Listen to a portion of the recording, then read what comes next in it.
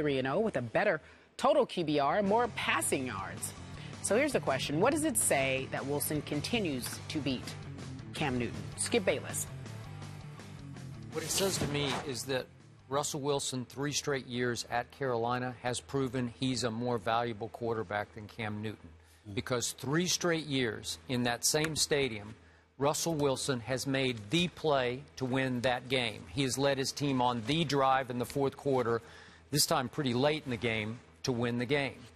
And there's something about Russell Wilson that continues to evolve, no matter what the controversy was all week, no matter what the hubbub was, or as Pete Carroll calls it, the noise.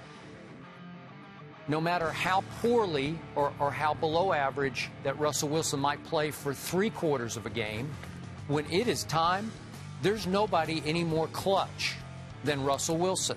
There's nobody, because he now has, that was his 10th game-winning drive, which over the last 2 years is second only to Tony Romo, just for the record.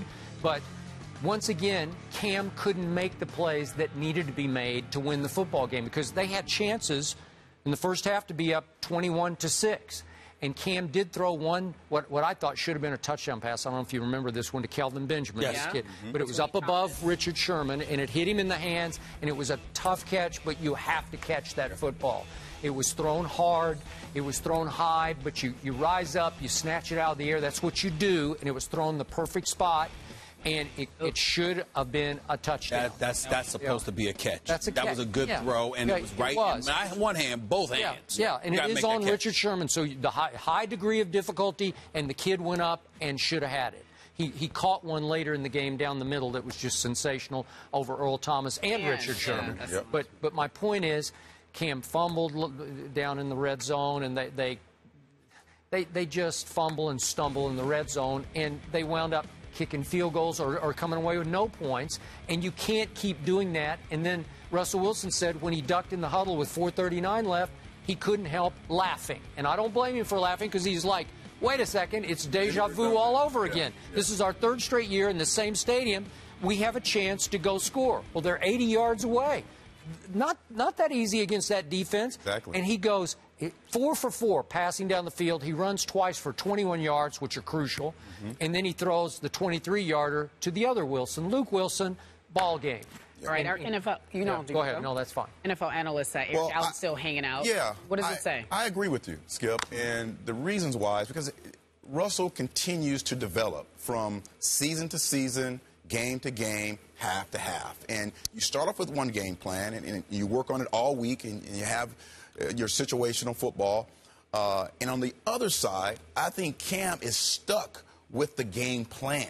So he's not able to. We understand he's a very athletic guy, and they know he's going to run. And when you're a defense, you kind of set yourself in a situation to where, hey, keep me in the edge, keep me in the pocket, force me to throw from the pocket the whole game. Both these teams have the similar mentality, led by their defense, want to run the football, protect the quarterback.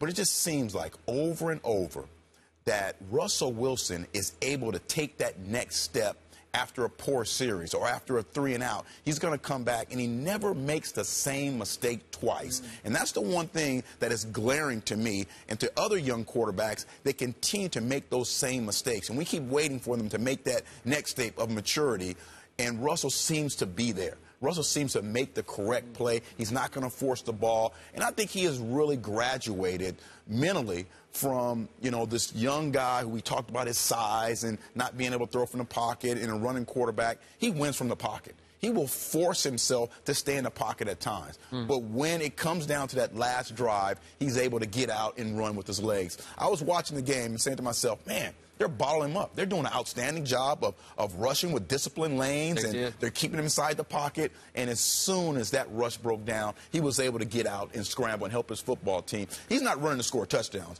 He's running to set himself up to be able to make a big play with his arm. So, again, I think at this point right now, he is the better of the 2 quarterbacks. All right, Stephen. He's clearly the better of the 2 quarterbacks. But let's analyze why that is. It does help.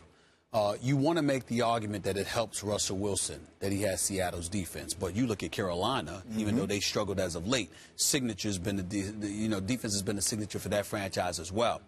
Skip, 80-yard drive, and then culminating in that 23-yard hookup to win the game. You saw the poise throughout that drive. You saw the confidence in the huddle. You saw everything. I hate to bring this up because I hate it when everybody got on Cam Newton about this in the past. But if you saw him, I don't like to nitpick. I usually leave that up to you. But in this particular instance, that very last play, because he had gotten sacked by Bruce Irvin twice on the final drive, and you could see the frustration ultimately. I mean, it was just elevating inside Cam Newton. And on that last play, I don't know why they decided to just throw the screen or whatever. They didn't even have a chance to finish it. Cam Newton just basically threw it to the ground. And that little play right there just highlighted to me the difference between him and Russell Wilson. Cam Newton wears his frustration on his sleeve. The ability is there. The brother's big time. You know, he's got a lot on his shoulders. I think they were wrong as an organization to let go of Steve Smith, who's showing it to us in Baltimore. Right? This dude's 35 years of age, and he's pretty much their #1 offensive option in Baltimore. Could you imagine what he could do with Benjamin in Carolina? Wow. You understand, with Stewart coming out of the backfield with Cam Newton as your quarterback? I mean, do you imagine how lethal Carolina could have been? Did you imagine that maybe, just maybe, the struggles of this offense has affected the defense because the defense is on the field a little bit too much? All of these things are things I think about, but ultimately it comes back to Cam Newton and the petulance. I don't want to say it because he's not a child, and he's a good dude, you know, and he's ultra talented. But when you're the quarterback, you have got to wear, you can't just be a leader because of your title. You can't be a leader because of your franchise tag and your money.